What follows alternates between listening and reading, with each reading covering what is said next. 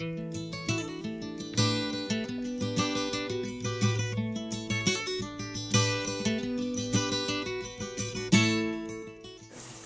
everyone and welcome to Happy Diabetic TV. I am your host, Chef Robert Lewis, the Happy Diabetic, and this is the internet's most delicious cooking program. And hey, you know how we roll? Today we're at Makaha Mangoes in beautiful Hawaii. So let's take a tour of the farm and meet my good buddy Mark. As you choke on what you need to say, well, don't you fret, don't you fear, I will give you good cheer. Life's a long song. Life's a long song. Okay. Hi everybody, I'm Mark Suiso from Makaha Mangoes here on the west side of Oahu in Hawaii. And you're at a mango farm. And what we do here in Hawaii, it's best when we grow mangoes. They grow really well here. And it's not quite the mango season. These are going to ripen in about 2 or 3 months. And you know, we've got a lot of different varieties here. And what we claim is that nothing beats a tree ripened fruit. So if you you know, you're blessed when you can have a fruit tree. In Hawaii we grow mangoes. And these are probably the best tasting mangoes you've ever had. I basically hear that from everybody that's tried some of our mangoes. And I think the trick to all of this is if you can get something that grows well in your area, grow it. In our case, it's mangoes. We let it get tree ripen, and that keeps us happy. Okay. As you can see, we have a lot of bags here. And what happens with guavas, and these are guavas that we're covering, and they get pretty big. In fact, we'll pick this one right here. We need to cover them. Oh, folks got in that one. There we go. We need to cover them. They're not really acidic, and there's a lot of fruit flies here in Hawaii. So covering them protects them from the fruit flies. If you have something that's very acidic, like citrus, not a problem. But these white guavas don't have a lot of acidity, and the fruit flies just love them. Cover it, and you're protected. On the pound that I want to get. Let's try these. There we go. And these are white guavas. They're not very acidic, and a lot of guavas are. These are not. What else do you want to do?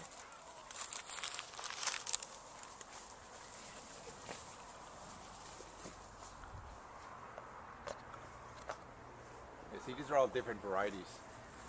Here's another. This plant right here in Southeast Asia, it's bitter melon, and you eat the leaves.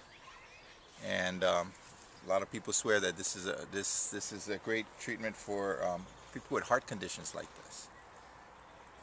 And if you like bitter, you got to learn how to eat bitter. We're on about an acre of land here, and I've got about 30 different varieties of mangoes that I'm brought on, just trying to find out what grows really well here. And what I've been doing is letting these bigger trees grow, and then I cut them back, and I've been bringing in some other new varieties and grafting on some of them to see what they look like and how they come out. Some of these things are really, really big and very flavorful, and some of them are just more difficult to grow than others. So what grows really well here is not always what grows really well somewhere else. So I use this as a starting point, and then I'll go a half a mile in any direction and try some other varieties and find out what really grows in that area. And it's kind of a labor of love, but it's fun to find what really works. So I have a lot of kids here. We have a big family. They're all mangoes.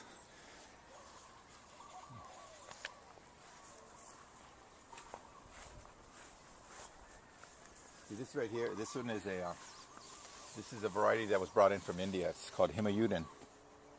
Doesn't do that well here. Does well other places, but doesn't do well here.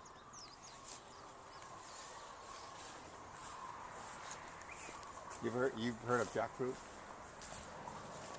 Mm-hmm. In India, they grow it. It's a poor man's food. This is the jackfruit. It's a young plant. But the yields on these things, you know, this is the world's largest fruit. They'll get up to maybe 80 kilos.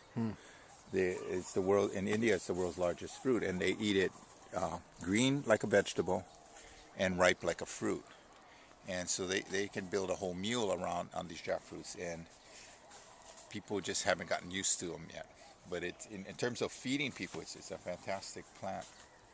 Does the fruit ripen higher and then lower, or does the tree ripen fairly uniformly? It's fairly uniform. And what happens is there's, I think for the home grower, you want something where there's a little bit of fruit throughout the year. So I think for most home growers, the idea of having a little bit of fruit scattered throughout the year is a lot better than all the fruit coming in at once. And that's what I try to do with a lot of these varieties, to get them to stagger. Yeah. So they flower a little bit and then flower a little bit and flower a little bit. So I try to go with mangoes steadily from May through October. And that's the way you do it. Instead of having it all go at once, you have it staggered. And the way you stagger it is, starving it a little bit with not giving it a lot of water and let the water come out slowly. Pruning it at different stages, so they're at various stages of growth.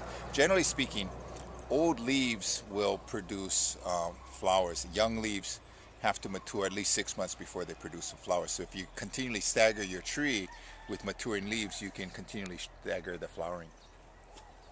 Sapote. This is the green sapote. And sapote means jungle fruit. It's got a lot of latex in it. And I didn't know this, but I had a friend of mine come by and I picked some of this fruit, and she had a latex allergy. And she had no idea that this had latex in it. Like, I'm thinking latex, rubber balloons and things like that. But she had a pretty serious reaction to this. And this is where they make rubber. And there's a lot of these tropical fruits have a lot of latex in them. Here's another variety. This is a variety that we found growing a couple miles away, and it tastes like ice cream. You don't want to eat it when it's really ripe. You want to eat it when it's about a half ripe and 3/4 ripe. So, and it's got a creamy texture to it, and it tastes like an ice cream. So this variety here, that's right above you, see how dark it is? It's really starchy when it's green. So it's not tart at all. It's really starchy when it's green. So we use it for pickling purposes. It's dropping like this. This is usually water stress. I didn't water them. I got away from watering them. I gave up on the bees. Bees were just too much work. We got wiped out by the mites that came in, the varroa mite that took them out. And then what we're having a big problem with here in Hawaii now, there's what they call a small hive beetle. It's a beetle that, the book says it's a minor pest, but in Hawaii it just wipes out the entire group. So I've got to just destroy that there. It's not working at all. The bees gave up. Okay, so one of the things that we hear as a complaint is that I don't want a big tree. I don't want a tree that's going to get too big and hard for me to handle. And what we've been trying to do is train these trees. So if you take a look at this tree here, we're pulling it down. We're treating it almost like a fig. So we're pulling it down, and I'm just using little plastic ties here to pull it down. And so the tree's not getting very big at all. And we're going to keep this tree as squat as possible. So this tree is about 10 years old, and we've been keeping it down, and it produces pretty steadily. It just doesn't want to grow. We're not letting it grow. It's just we're letting it get fruit. But I like bending it like this. Yeah.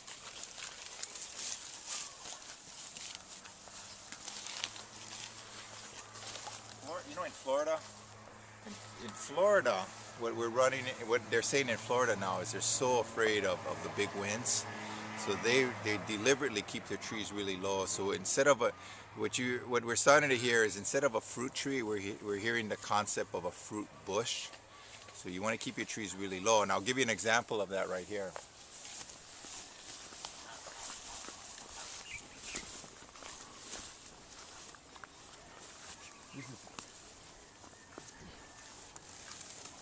Okay, this is a fig. And you see how low it is to the ground? We're keeping it really low. It's a bush. And this is the concept that a lot of people are trying to work toward. Again, it's because people don't want those big trees anymore. They don't have the big yard space for it. They don't want to reach way up there, and they're afraid of the big winds that come by. So we keep it low, and we got figs here. And we have A couple geese. Yeah, and you can see the geese keep the weeds down. Where, over in that spot we don't have too much weed.